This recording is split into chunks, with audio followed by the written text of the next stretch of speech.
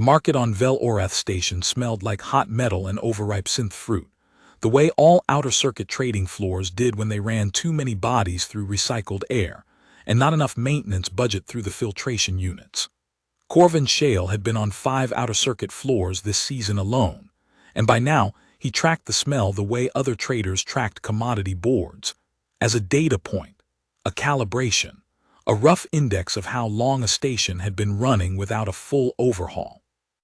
Vel Orath was overdue on 3 systems minimum. He noted it and kept moving. The main floor was dry goods, fuel credit exchanges, second-hand component lots, and the usual scatter of compact licensed resellers running their quarterly audits under the overhead wash, lighting that every outer-circuit station used because it was cheap to install and never got replaced. He had one acquisition on the main floor, a cooling coil assembly that would go to a buyer at the Dern-Holt colony, and he'd handled it in the first 40 minutes. Everything else he needed was in the peripheral circuit. The peripheral corridors ran along the mid-ring, where the licensing was looser and the classification of goods was handled on the honor system, which was to say not handled much at all. It was not illegal exactly, or not always. The outer circuit operated in the space between categories, and Corvin had spent 11 years learning to move through that space without leaving a mark. He had a specific purchase in mind, a navigational archive he'd been tracking for 3 months, held by a Dravathi dealer named Sorvith who moved between Vel Orath, the Dern cluster, and the Keth relay point on a schedule Corvin had finally mapped. Sorvith would be in Corridor 7. Corvin had 40 minutes before Sorvith's usual window closed. He took the shorter route through Corridor 4. The corridor was narrow and brightlit and busy in the compressed way of mid-ring peripherals. Vendors on both sides, goods stacked in configurations that suggested improvisation rather than design, buyers moving through in the focused drift of people who already knew what they were looking for. Corvin moved through it the same way he moved through all of them. Attention distributed evenly, cataloging without committing, the professional habit of a man who had learned that the most useful things were often in the peripheral vision and not the center. He almost walked past her. She was positioned against the wall between a stacked equipment lot and a fuel cell display case, set slightly behind a folding partition that a minor compact merchant named Telev Orath had erected to display what he called his secondary inventory, which in Corvin's experience of Telev over the last 6 years meant goods of inconsistent provenance acquired through channels Telev didn't examine too carefully. He'd never been worth a second look. 3 encounters, 0 useful acquisitions, a vague credentialing problem in the Keth registry that Corvin had helped him navigate 2 years ago out of goodwill he wasn't sure was warranted. The woman was a different matter. She was Sarai. Corvin had encountered Sarai exactly twice before in 11 years of outer circuit work, and both encounters had been characterized by formality and attending personnel, and the specific quality of space that opened around certain people without anyone deciding to open it. Once at a compact diplomatic summit he'd been contracted to supply, a 4-day event at a hub station in the inner ring, where a Sarai trade delegation had moved through the reception corridors in a way that made other people step back without quite knowing why. Once at a customs checkpoint, where a different Sarai delegation had been processing clearance for 6 hours, while the officer on duty tried to find the right classification code in a system that hadn't been updated to include them. Both times, the Sarai present had been formally dressed and formally attended and moving through formal space. The bioluminescence, the light expression along their skin, which he'd read about but not adequately understood from reading, had been present and visible and operating at what he'd later figured out was a restrained civic register, the equivalent of a low conversational voice. This woman was wearing a station worker's coverall 2 sizes too large for her frame. Her hands were clasped in front of her. She was looking at the middle distance, not at the goods around her, not at the traders moving past her, not at Telev Orath, who was in conversation with a pair of buyers at the far end of the partition. Her silver-bronze skin had the muted quality of something kept under low light for too long, not sick, not damaged, but compressed. Like a fire that had been covered and was burning on very little air, maintaining itself through discipline rather than fuel. Around her neck, fitting close against her throat, was a device that Corvin had seen once in a technical archive and never expected to encounter in a corridor market on a recycling air station in the Outer Rim. He kept walking. He turned the corner, went 15 steps into the access corridor between the mid-ring sections, and stood with his back against the wall. A suppression lattice. Not a slave collar. That was the first thing he needed to be clear about, and he was clear about it inside 4 seconds. A slave collar was a control device, shock circuitry, location beacons, the basic hardware of an industry the Compact had nominally banned in the core systems and imperfectly enforced in the Outer Rim. He'd seen them twice, bought one off a woman in the Dern cluster who'd wanted it documented and removed, understood what they were and what they were used for. This was not one of them. A suppression lattice was military hardware. Specifically, it was hardware classified in the archive he'd read as applicable to one category of high-value prisoner. A prisoner whose species' biological markers, if allowed to express freely, would cause what the archive had called, in the dry language of technical documentation, proximity-adjacent compliance effects in non-resistant species. The Sarai expressed rank, authority, emotional state, and in the case of the highest-ranking individuals, something that the archive called asterisk war-level assertion through bioluminescent signals in their skin. The patterns were not decorative, and they were not incidental. They were a biological communication system, evolved for command environments, capable of producing in the people around a high-ranking Sarai something that was not quite fear and not quite submission, and was considerably more physical than either. A suppression lattice held all of that down, kept whatever the wearer was projecting from reaching the people around them, kept them muted, contained, operating at the biological equivalent of a whisper regardless of what they were actually trying to express. He'd seen it in the archive, alongside the classification for Sarai warmothers. He stood in the access corridor for 4 seconds, then he turned around and went back. Telev Oreth had finished with his buyers by the time Corvin came around the partition. He was making notes on a handheld ledger with the flat, proprietary expression of a man who believed he was operating near the edge of his luck and wanted to keep careful records of it. He looked up when Corvin stopped in front of him, and the recognition was cautious in the way that recognitions were when you'd helped someone out of a credentialing problem, and they'd never quite paid you back. "Shale," he said. "What are you asking for the woman?" Telev's expression went through a small, complex rotation that Corvin watched with some attention. Surprise first.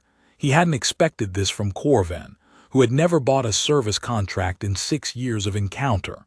Then calculation, the mental arithmetic of a man assessing leverage. Then something that was almost relief, which was the most informative part of the sequence. "She's a service contract," Telev said. "Compact legal transit bond, acquired through a licensed intermediary in the death of our secondary market." He said it carefully, the way people said things carefully when they wanted to be able to repeat them to an authority later. "I didn't ask how you acquired her. I asked what you're asking." "She's not for general sale. I have a buyer coming. I'll give you 160 transit credits over whatever your buyer offered." That stopped him. 160 credits was not a small number in the peripheral corridors.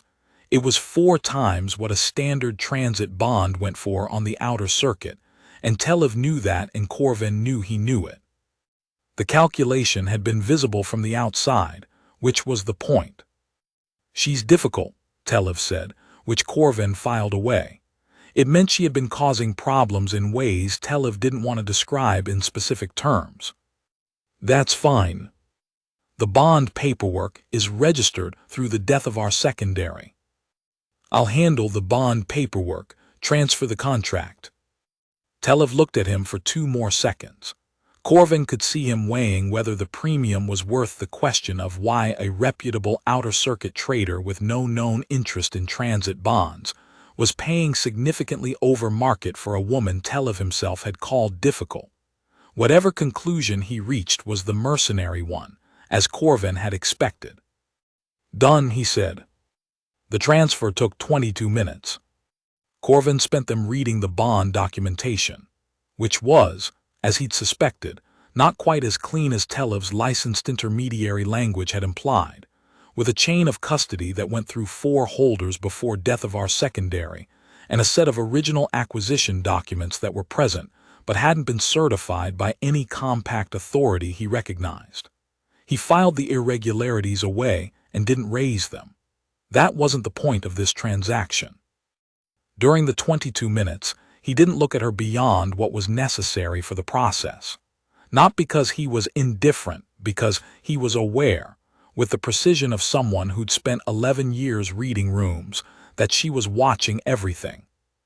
Not just watching him, watching Telev, watching the buyers who moved past the partition, watching the corridor in both directions, cataloging the exit points and the sight lines and the position of everyone within range. The quality of attention he was feeling from her peripheral vision was not the attention of someone afraid. It was the attention of someone who had been in a high-stress environment for a significant period, and had made a productive discipline of the fact that information was always available if you were willing to pay attention to it. When the documents were finalized and Telev had pocketed his credits and moved away with the gait of a man discharged of a burden he'd been carrying uncomfortably, Corvin put the contract tablet into his kit and turned to face her. She was looking directly at him. Her eyes were a deep violet, not the mid-spectrum violet of something decorative, but the dark, concentrated violet of deep water where light is still present, but has traveled far enough to lose its ordinary character. Ringed with a thin line of silver that caught the overhead wash lighting and returned it faintly changed. The compression in her skin was more visible now that he was close enough to see the grain of it. The muted quality wasn't a uniform suppression, he could see now, but a dynamic one, something that was constantly being held down rather than something absent. The skin itself was alive with something it was not being allowed to express. She had not flinched at any point during the process. She had not looked to him for reassurance or direction or approval. She had watched and assessed and waited, and he had the distinct impression that the assessment was detailed and ongoing, and that she was not going to tell him its conclusions unless she decided they were relevant to him. "I'm Corvin Shale," he said. "Salvage and trade independent outer-circuit routes. My ship is in the mid-ring dock level 3, Bay 14. He paused. "I'm not going to give you orders. I don't know what Telev told you about how this was going to work, but I'm telling you how it actually works. I've purchased your contract to release it. Whether you come to my ship or not is your decision. You can walk out of this corridor and I won't stop you." He looked at her steadily. "But I think you should come to the ship, because I need to do something about that device before anything else can happen." She looked at him. The quality of the look was not what he expected from someone who had just been purchased, not gratitude, not relief, not the performed deference that the situation might have seemed to call for. It was the same assessment she'd been conducting since he turned around, continuing uninterrupted. "You know what it is," she said. Her voice was low and even, with a quality he recognized from the diplomatic summit, a control of register that sounded like stillness rather than effort, the kind of vocal discipline that was not learned but structural. "I know what the archive classified it as," he said. "I don't know the full specifics of what it does to the person wearing it." "What it does," she said, "is suppress what I am." There was a moment of quiet between them, the corridor noise moving past the partition on both sides. "Yes," he said, "I gathered that." She looked at him for 2 more seconds, with the full weight of the assessment and no indication that she found him wanting. Then she said, simply, "Lead the way." Faultline was a mid-range salvage hauler that had been called something else when Corvin bought her 3 years ago, and had earned her current name through a series of experiences in the Death of our cluster that he didn't particularly want to revisit. She was functional, well-maintained, and organized in the particular way of a workspace where one person had spent a long time developing systems that made sense to exactly that person. She was not beautiful. He'd long since stopped caring. The woman, he didn't know her name yet, looked at the ship when they came through the dock approach without any legible expression, the way someone looks at information they are filing rather than evaluating. He showed her to the forward cabin, which was the better of the two he kept available, and she stood in the middle of the room while he went to retrieve his tool kit from the main hold. When he came back, she was exactly where he'd left her, still standing, hands still clasped in front of her. She had not sat down without being told to, which he noted. Not passivity, she'd been decisive enough in agreeing to come, but the discipline of someone who had learned not to assume about space that wasn't confirmed as theirs. "Sit," he said. "This is going to take a few minutes." She sat. He pulled the second chair to face her, close enough to work, and set the kit on the table beside them. Up close, the lattice was darker than it had appeared in the corridor, a deep graphite blue-black, perfectly smooth, with no visible seam and no visible mechanism. It fit exactly against the line of her throat, close enough that he could see the suppression working. Where the skin of her face met the edge of the device, the compression was sharp-edged, a clear border between what was being held down and the skin that was permitted to express normally, which expressed very little because there was very little normal for her to express in her current state. He looked at it for a moment, thinking through the archive entry.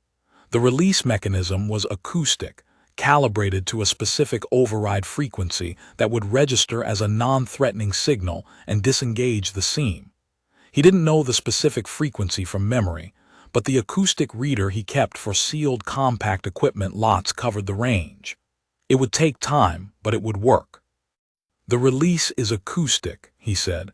"I'll need to run a frequency scan across the seam at the back. It's going to take a while." He paused. "Does any part of the removal process cause you pain?" She looked at him.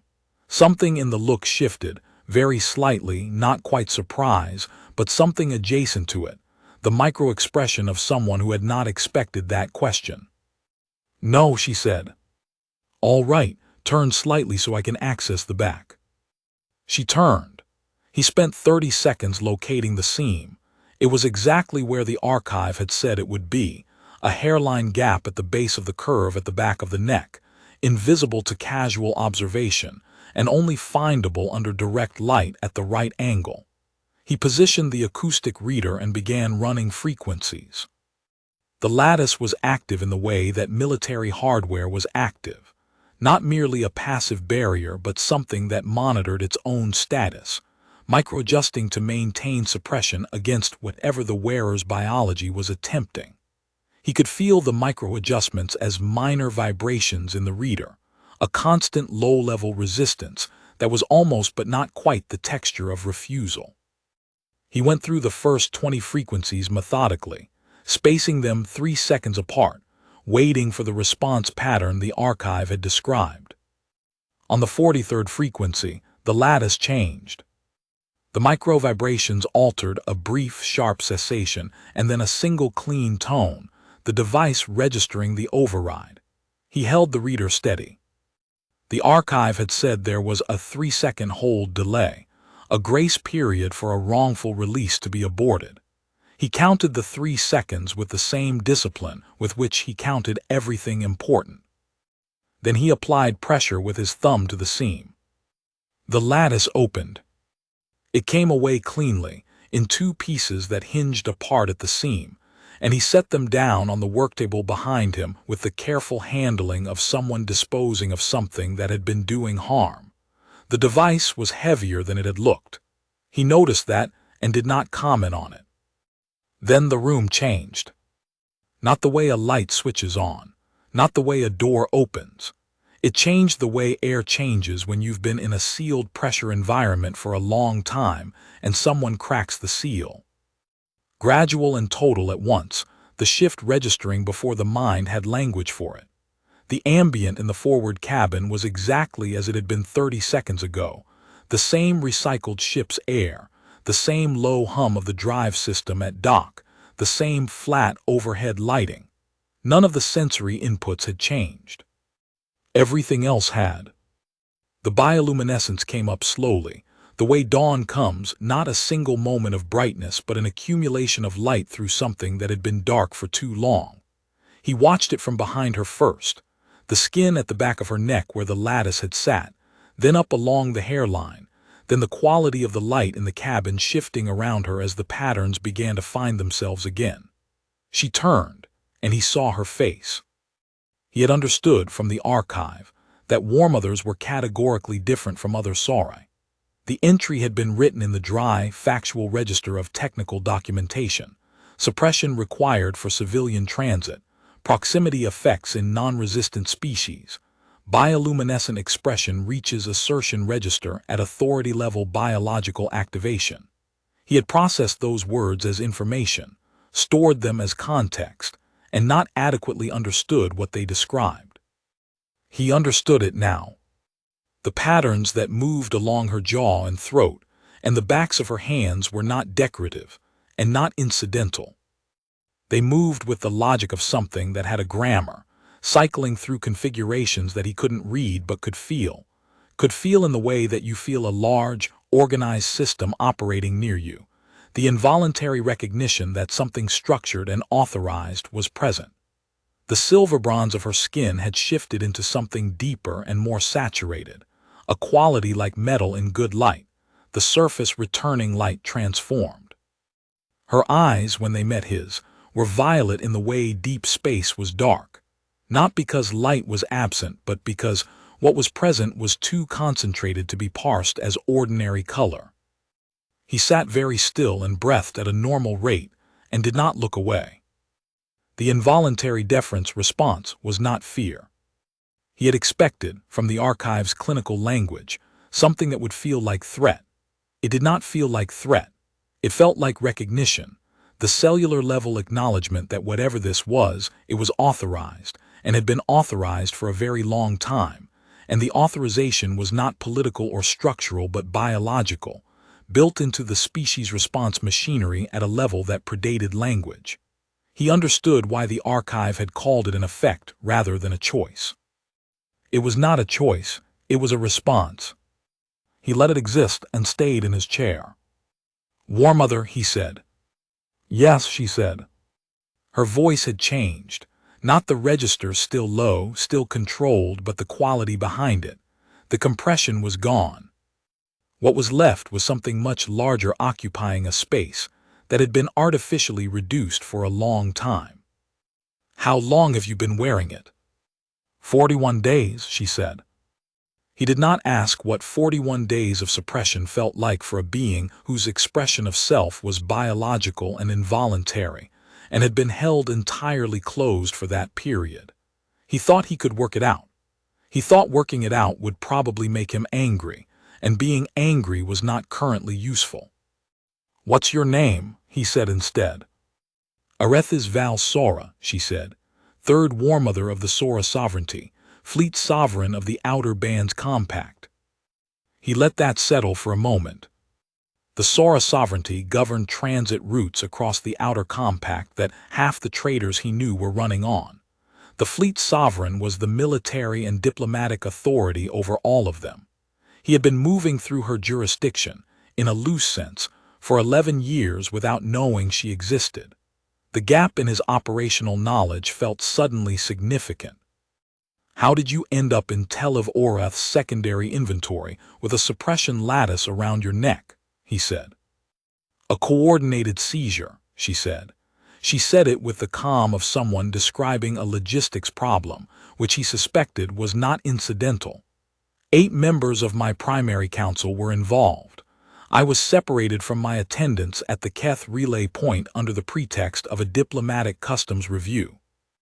The lattice was applied in the holding room before I had time to respond. A pause.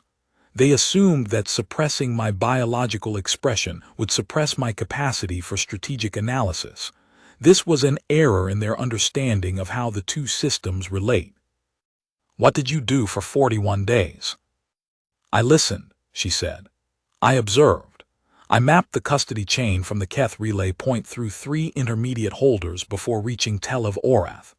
I identified the inner ring financial connections of the council members who organized the seizure, 2 individuals with direct interests in destabilizing the outer band's transit routes, who have been interfering with route negotiations for approximately 18 months. I built the evidence chain entirely from information available in conversations I overheard while in custody. She looked at him. I memorized every face I encountered.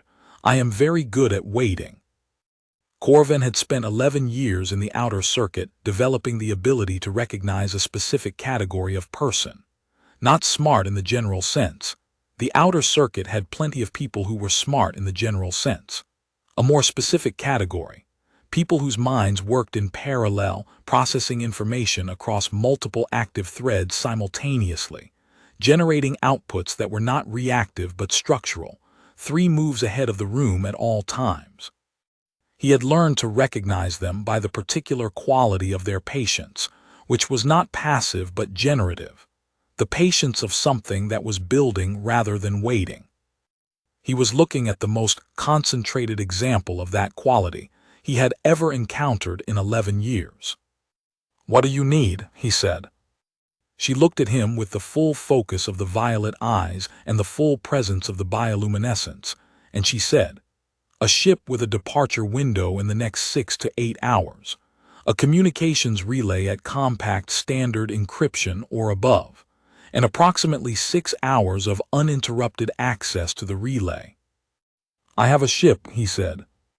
The communications relay is in the forward compartment, acquired from a decommissioned compact survey vessel salvage lot 18 months ago, compact standard +2. 6 hours puts us past the Vel Orath departure window, so we'll need to remain docked through the next cycle. He paused. I dock here every 3rd circuit. No one will read anything into it. She looked at him. He had the impression the assessment was continuing, and that it was operating at a level he was not equipped to observe in detail. Why, she said. Why what? You purchased my contract. You removed the lattice using an archive-derived acoustic frequency scan. You have a communications relay at +2 that you acquired through a salvage lot and chose to retain rather than sell. You are offering me access to it without conditions. She held his look. Why? He thought about the question. It wasn't a challenge. It was the same kind of question he would have asked in her position, because in her position you needed to understand the motivation structure of anyone who was offering resources. Understanding the motivation structure was the difference between information and strategy. I recognize the lattice because I have a comprehensive archive habit and technical specifications stick in my memory, he said. I purchased your contract because no one with a suppression lattice on them belongs in a peripheral corridor market, and ending that situation faster was the straightforward move. He considered the next part.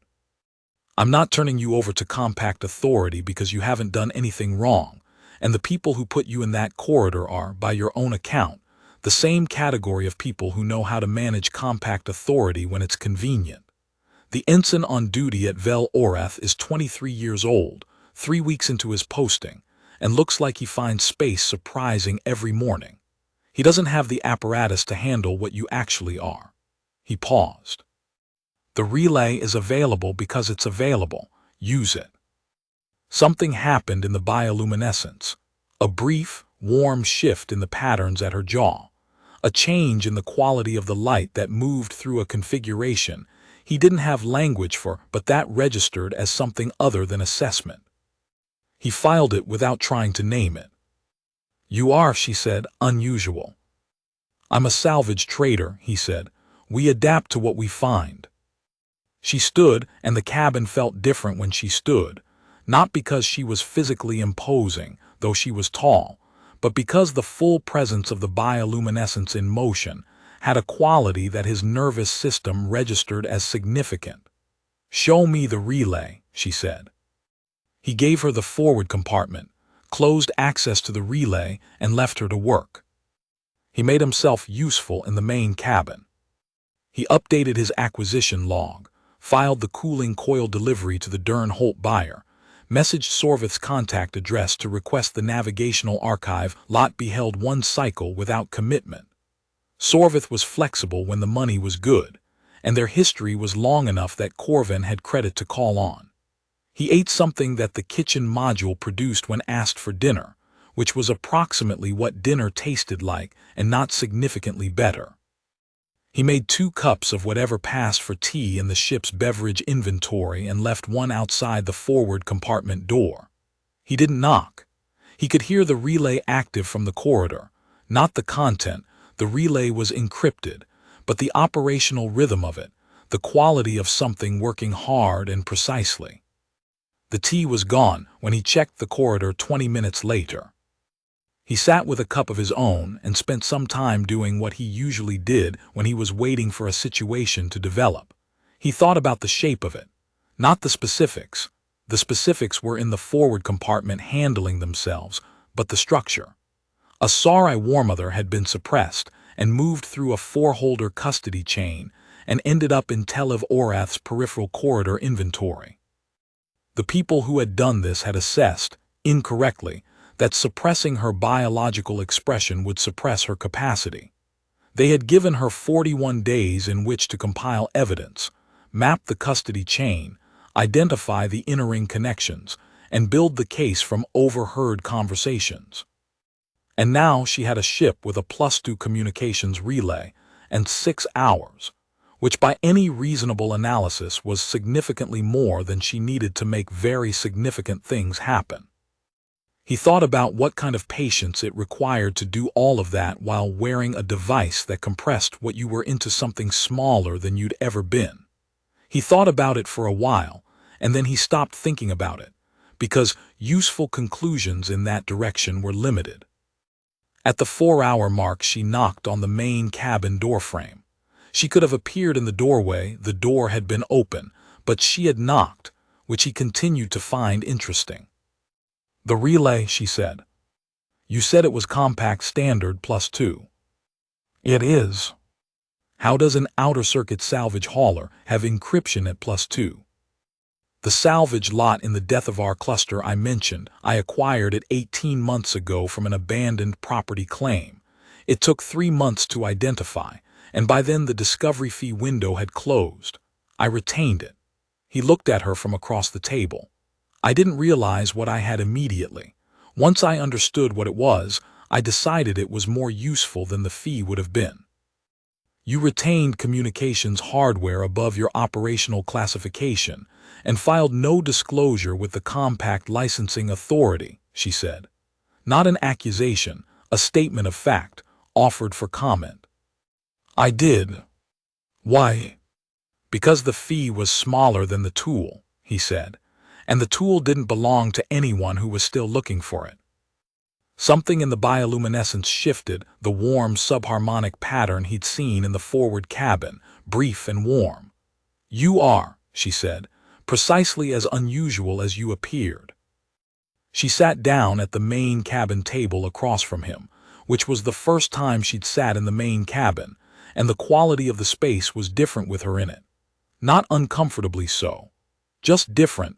The way space is different when it's occupied by something that registers as significant. "I have made contact," she said, "with 4 of the 7 remaining members of my primary council, those not involved in the seizure. I have transmitted the complete evidence chain, including custody documentation and the financial connection mapping, to 3 compact oversight bodies whose jurisdictional independence from the inner ring individuals I verified through the relay archives." She paused. "I have filed a preliminary sovereignty claim with the Fleet Registry establishing my physical location and current status. The formal Warmother authentication protocol is embedded in the file, and will verify against the registry's biometric record as soon as the lattice removal is confirmed by an independent source. Another pause. In approximately 8 hours, several things will begin to move simultaneously. "All right," he said. "My presence on this ship will attract official attention when they do. I assumed. Compact Authority will want to document the chain of custody and independently verify the lattice removal.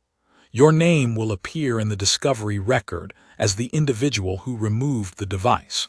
You will likely be contacted for a formal deposition within the following weeks." That's manageable. The council members involved in the seizure will face formal removal and censure. Their inner ring associates are facing compact fraud and transit interference charges. The financial connection is documented and cross-referenced. She looked at him steadily across the table. The restoration process for the sovereignty will take approximately 6 months. I will need to return to the Outer Bands hub to formally resume my authority, and the reconstruction of the compromised council positions will require careful process. Moving faster than the evidence supports creates new vulnerabilities. "That's sensible," he said. She held his look. "You have a navigational archive appointment that you missed." He had, in fact, entirely forgotten about Sorvith. "I sent a hold request. He'll keep the lot." "You lost business today." "I had a more interesting day than a navigational archive acquisition would have given me," he said. "Is there anything else you need tonight? I should warn you the kitchen module has a thermal calibration problem on the beverage cycle. The tea may be better or worse next time." Something moved in the bioluminescence at her jaw. He was increasingly certain it was amusement, though the psari musculature mapped differently and he was still learning the expressions. "The tea," she said, "was adequate. That's the highest rating anyone's given it, including me." She almost smiled. He could not have said with certainty. He didn't yet have the reference for how a psari smile worked, what muscles it involved, what the bioluminescent equivalent was. But something at the corner of her mouth and in the shift of light at her jaw suggested almost, and he counted it. "Sleep," she said. "Tomorrow will be complicated." "I'm accustomed to complicated." "Yes," she said and stood, and the bioluminescence moved through something deliberate before she went back to the forward compartment. "I am beginning to think you are." He was right that it would be complicated. He had not correctly calibrated the scale at which complicated operated when you were adjacent to a war mother who had spent 41 days building a case. The first compact authority communication arrived at 3:40, 3 hours before the Vel Oreth wake cycle. Not from the young ensign he'd mentally assigned to it, from a fleet commander named Vesta Orath, no relation to Telev, who was stationed at the Death of our hub, and who had apparently been in transit toward Vel Oreth since the first of Areth's relay transmissions reached the oversight bodies.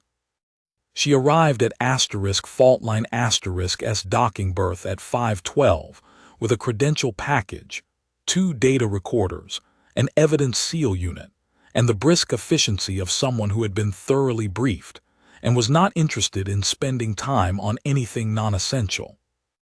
Areth's was already in the main cabin when the commander arrived. She had changed into a set of Corven's general-use shipwork clothes, close-fitting base layer and an over-jacket, which fit her better than the salvage worker's coverall had, and which she had adapted with a length of salvage cord at the waist. She looked nothing like what she'd looked like in the corridor market, and precisely like what she was.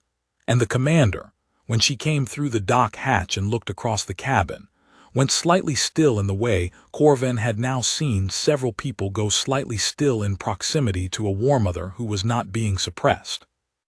The commander assembled herself in approximately 2 seconds. He was impressed. It had taken him considerably longer, and spoke first in psari formal register, which he recognized from the diplomatic summit. Whatever the exchange was, it settled something.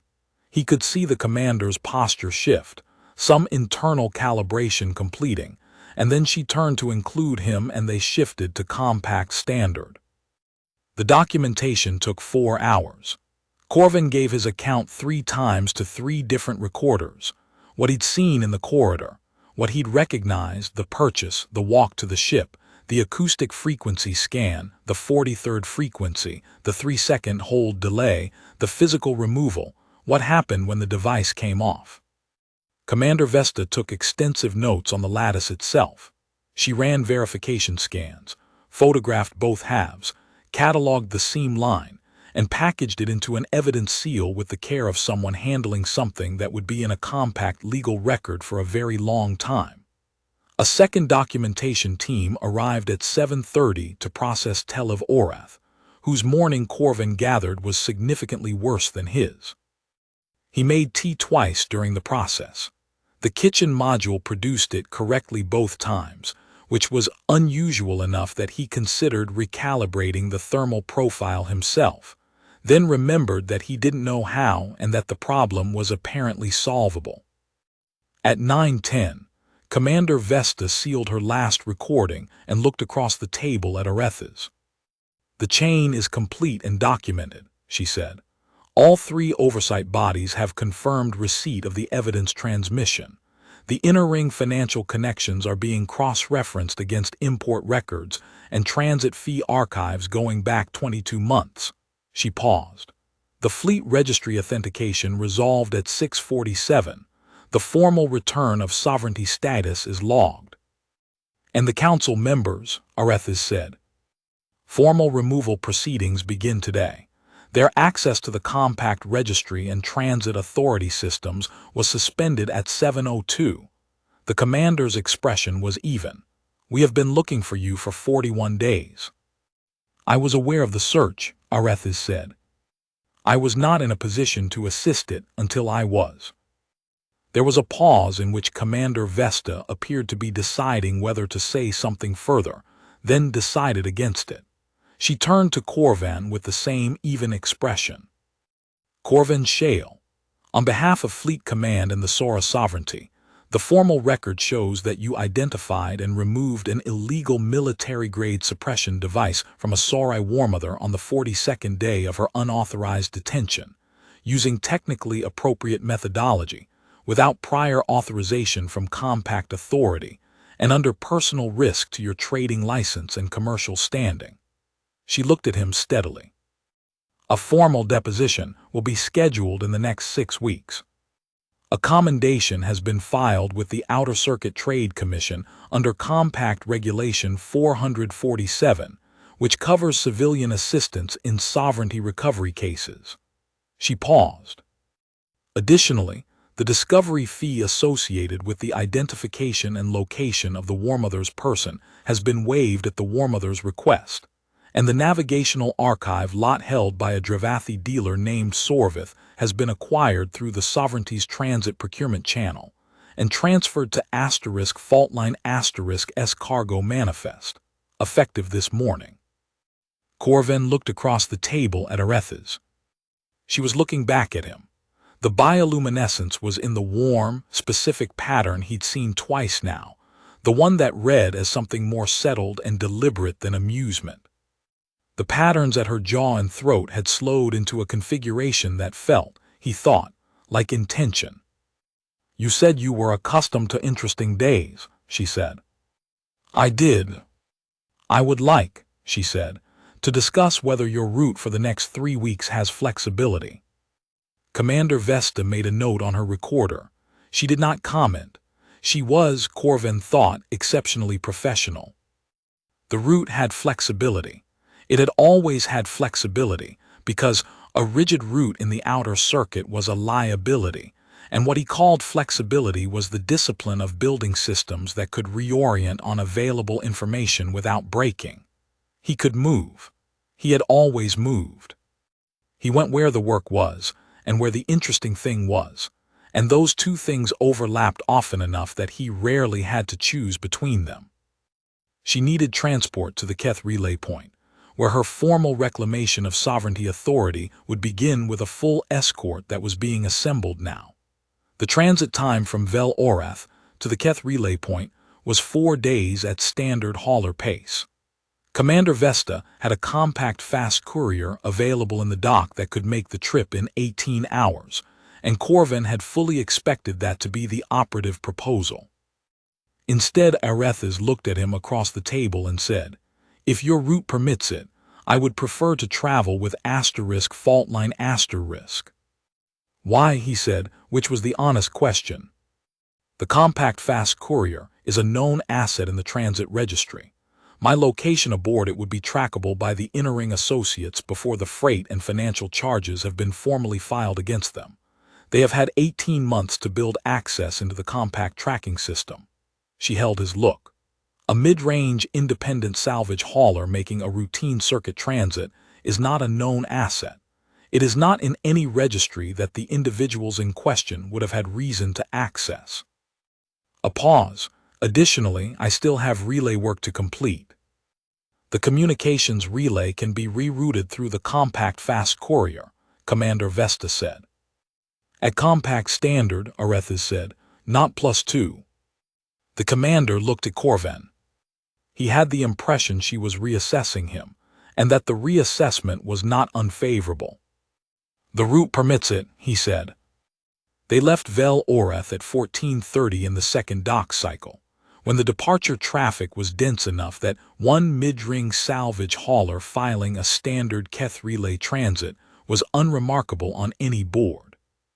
Commander Vesta's fast courier departed 40 minutes earlier on a separate heading, which was the misdirection element of a plan Arethes had outlined to the commander at 9:30, in a 3-minute exchange that Corvin hadn't been party to and that the commander had accepted without visible objection. He flew the standard route, held standard speed, filed standard check-ins at the transit waypoints. Nothing unusual, nothing to attract attention. She spent the first 10 hours of transit in the forward compartment, on the relay. He heard it running, the rhythm of something working at high capacity and high precision, and left her to it. He ate, updated his logs, read through the navigational archive lot that was now in his cargo manifest, and found it was significantly more comprehensive than Sorvith had represented to him, which was either a pleasant surprise or a sign that Sorvith had been sandbagging his pitch, both of which were possible. She came to the main cabin at 2100, when the ship was on its evening lighting cycle, and the drive hum had settled into the low register it held at standard transit pace. "The final evidence tranche has been transmitted," she said. "The Innering Associates will be served with compact arrest orders by the third cycle morning at the latest." She sat down across from him. "I have nothing further to do on the relay tonight." "Then eat something," he said. "The kitchen module is better than it was. I recalibrated it." "How did you know the correct thermal setting?" "You told me it was wrong," he said. "I looked up the correct parameters for the water recycler model, cross-referenced with the beverage module specification, and adjusted the offset." She was looking at him with the assessment expression, which he was developing some comfort with. "You are thorough," she said. "It was a small problem with a findable solution," he said. "Those are the best kind."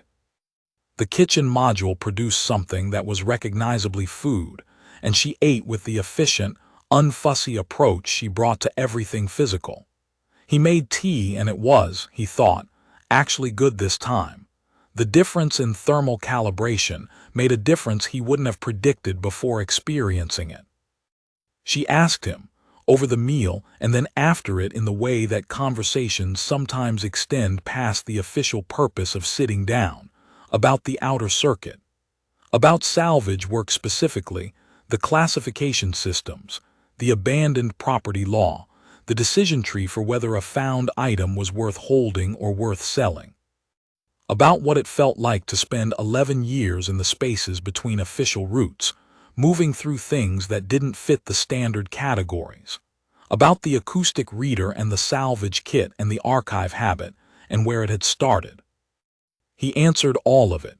He found, as the conversation moved, that he was doing the same in return, asking about the sovereignty, about the outer bands, about what fleet sovereign authority meant in practice and what the council structure was, and how the seizure had been structurally possible from within it. She answered with the same directness she brought to everything, in the same precise register, and the information built into a picture of something genuinely complex that he had been operating around the edges of for 11 years without an adequate map. The conversation lasted until 30, when he pointed out that they both had things to do in the morning, and she agreed without argument, which he interpreted as evidence that she was actually tired, which 41 days of suppression and 6+ hours of high-intensity relay work in 2 consecutive days might reasonably produce. The second day she brought the morning's relay session to the main cabin table and worked while he ran his standard transit checks, which she observed without comment, but with what he had identified as her generative attention mode, the patience of someone building rather than waiting. When he was done, she asked him 3 questions about the transit check process, the rationale behind the waypoint intervals, and the specific data the drive health read was actually measuring. He answered them accurately, and she filed the answers with the same weight she filed everything. In the afternoon she asked, with no transition and no preamble, "What made you read the archive entry about suppression lattices?" He considered the question. "I read the compact military hardware classification archive about 3 years ago when I acquired a sealed lot from an inner-ring decommissioned security installation. I was trying to determine what I had. I read the complete archive in 6 weeks and retained most of it." He paused. The suppression lattice entry was notable because the intended application was specific to a category of person I hadn't known existed. "You retained the entry specifically because of the warmother classification," she said. "I retain unusual things as a general habit," he said. "The warmother classification was unusual. You did not find the concept alarming." "I found it interesting," he said, "which is different." She held his look for a moment across the table. The bioluminescence was in a slower configuration, the patterns cycling with the quality he'd come to associate with her thinking mode, something generating outputs rather than waiting for inputs. "Most people," she said, "find the concept alarming when they understand it clearly." "The concept isn't a threat," he said. "The misuse of it might be, but the concept itself is just what something is. That's not alarming, it's a parameter." She looked at him for another moment. "A parameter," she said. "Something you factor into your assessment of the situation," he said. "Not something that changes whether the situation needs to be addressed." The situation in this case being a suppression lattice in a peripheral corridor market. "Yes," he said. She was quiet for a moment. The bioluminescence moved through something he hadn't seen before, not the amusement pattern, not the assessment pattern, not the intention pattern. Something more settled, something that felt, if he had to name it, like recognition. "I have been in many rooms with many people who understood what I was," she said. "They behaved in 2 ways. They were either visibly managing the involuntary deference response, conscious of it, working around it, treating me accordingly, or they were not visibly managing it, which meant they were simply subject to it and acting from inside the effect. Both produce a particular quality of interaction." She paused. "You are doing neither." "I noticed the effect," he said. "I decided it didn't require management." "You're not using it to influence my behavior." "How do you know that?" she said. He thought about it. "Because everything you've asked of me has been specific, transparent, and accurate," he said. "The ship, the relay, the 4 days. You've told me what you needed and why. If you were managing me through the effect, you wouldn't need to explain the reasoning, you just deploy it. You haven't done that." She was looking at him with the full weight of the violet eyes, and something in the bioluminescence that was very still. "No," she said, "I haven't." They were quiet for a moment. "The thermal recalibration," she said, "on the kitchen module. How did you know the water recycler model?" "Maintenance log is in the main drive archive," he said. All the installed units, their spec dates, their service records. You read the maintenance log. When I bought the ship, he said, it was a useful starting inventory. Something in the bioluminescence shifted the warm, specific pattern, deliberate and unhurried. I recalibrated your module, she said, because the offset was obviously wrong and the correction was available. I did not ask whether you wanted it corrected. I noticed, he said. Did you mind? He thought about it honestly. No, he said, it needed correcting.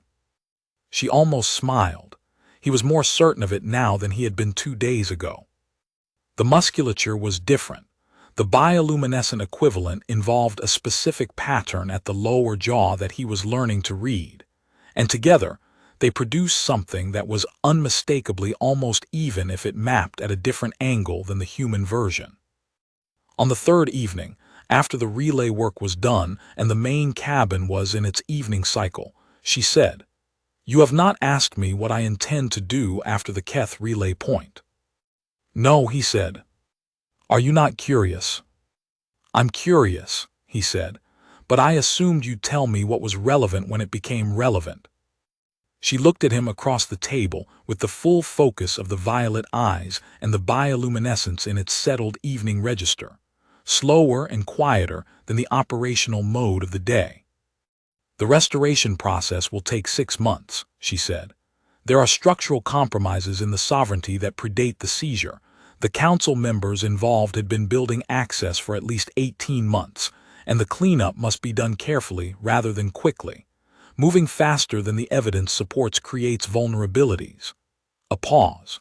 "The Keth relay point will remain my primary operational hub through that period. It is the most efficient anchor point for coordinating the reconstruction, without requiring constant travel to the Outer Bands hub, which has its own ongoing operations." "All right," he said. "The death of our circuit runs through the Keth relay point," she said. He looked at her. "Every 6 weeks," he said. "Yes," she held his look. "I am telling you this because you have a question about your route for the next 6 months that you have not asked." He had the question. He had been carrying it for 2 days and choosing not to ask it, for reasons that were clear to him and had to do with the difference between information freely offered and information extracted before it was ready.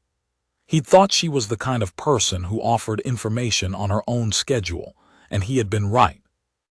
"I am," he said, "significantly outside my operational context with you. I don't have the reference frame to understand most of what you do." "No," she agreed, "but reference frame is learnable. Context is learnable. I have spent 4 days learning yours, and I find it coherent and intelligible." She looked at him. "I am more concerned with whether the underlying structure is compatible. The rest is acquisition." "What does compatible mean?" he said, "from a warmother's perspective?" "It means the same thing it means from any perspective," she said.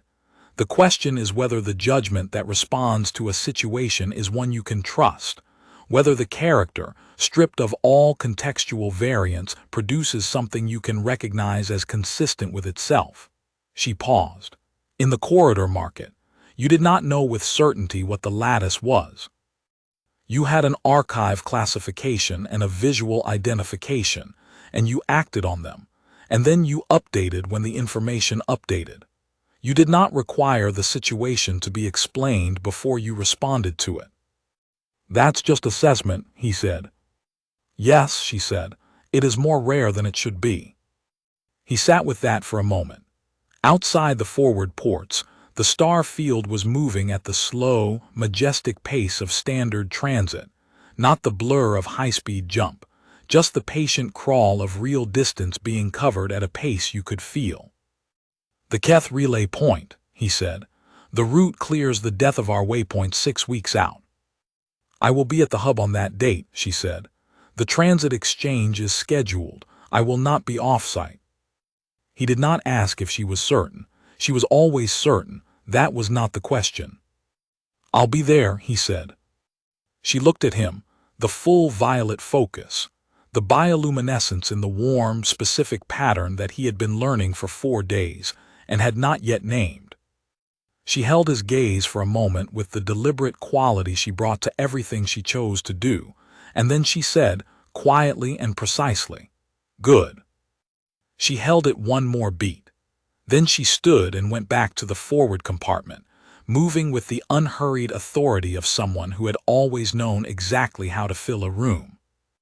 He sat in the main cabin for a while after, listening to the drive hum and the recycled air cycle, and the faint operational sound of the relay still running in the forward compartment, and he thought about 6 weeks, about the death of our circuit, about the navigational archive in his cargo hold, and the thermal calibration on the kitchen module, and the 43rd acoustic frequency, and the 3-second hold delay. About what it meant to find something in the peripheral vision that was more significant than anything in the center of the frame. The Keth relay point appeared in *faultline *S forward display at 8:30 on the 4th day, a tiered installation lit by the cold blue light of a binary star system. It was larger than he'd expected. A sovereignty hub, genuinely, the kind of installation that looked different once you understood what it was organizing. Traffic moved through it in both directions, more volume than the outer circuit transit tables had suggested, and the 3 sovereignty vessels in the outer dock were fleet configuration, purpose-built, military standard, moving in the slow, deliberate patterns of ships that were not accustomed to waiting. When Faultline came through the dock approach, the communication channel opened without a hail. The voice was Sarai formal register. Whatever it said, he felt the response before he saw it. Arethes, standing at the co-pilot position where she had settled herself for the last 2 hours of the approach, went briefly still. Then the bioluminescence moved through something he had not seen before, a full assertion, the patterns accelerating through several registers simultaneously, the light rising to something that made the forward cabin feel different. It lasted approximately 3 seconds. Then it settled into the warmest, most complex configuration he had seen in 4 days. He thought it might mean something like *home, or something like *recognized, or something that didn't map cleanly to either of those words, and probably required a different conceptual system entirely. She stood at the co-pilot position and looked at the dock through the forward ports. Then she looked at him. "The formal transfer of custody begins today," she said. "It will take several hours, full debrief, biometric confirmation, formal authority restoration. There is no expectation that you remain for any of it. You have fulfilled every obligation and several that were not obligatory." "I know," he said. "You should continue your route. Sorvith cycles through the death of our secondary market in 34 days. You have other acquisitions pending." "I have the navigational archive in my hold," he said. "I'm reasonably well supplied for the next circuit." She almost smiled, the full version, he thought, or close enough to it that the distinction was academic. The bioluminescence had the warm pattern moving through something deliberate and specific. 6 weeks, she said. "The transit exchange. I will not be off-site." "I'll be there," he said. She looked at him for one more beat with the full weight of the violet eyes, and the full presence of the bioluminescence and 41 days of a warmother, who had been waiting for the right situation, and had recognized it when it came through a peripheral corridor market in a mid-ring trading station on a recycling air station in the outer rim. Then she turned and went forward through the dock hatch, and he watched through the forward display as she crossed the approach bay toward the 3 sovereignty vessels. The senior officer of the escort was tall, silver bronze, the bioluminescence of his own rank visible at his jaw. He turned when she was 12 meters out. He went still. Then he inclined his head, deep, slow, deliberate, the gesture of someone acknowledging something they had been waiting 41 days to acknowledge. Corvin sat in the pilot's seat for a moment with the binary star light coming through the forward ports, and the relay quiet in the forward compartment for the first time in 4 days, and the kitchen module recalibrated, and the navigational archive in his hold, and 6 weeks on the circuit ahead of him. He began preparing asterisk fault line for departure. He did it the way he did everything, steadily, without wasted motion, with full attention paid to the task in front of him and appropriate space left for the one coming after. The death of our circuit was reliable. He had run it for 11 years. He knew exactly where it went.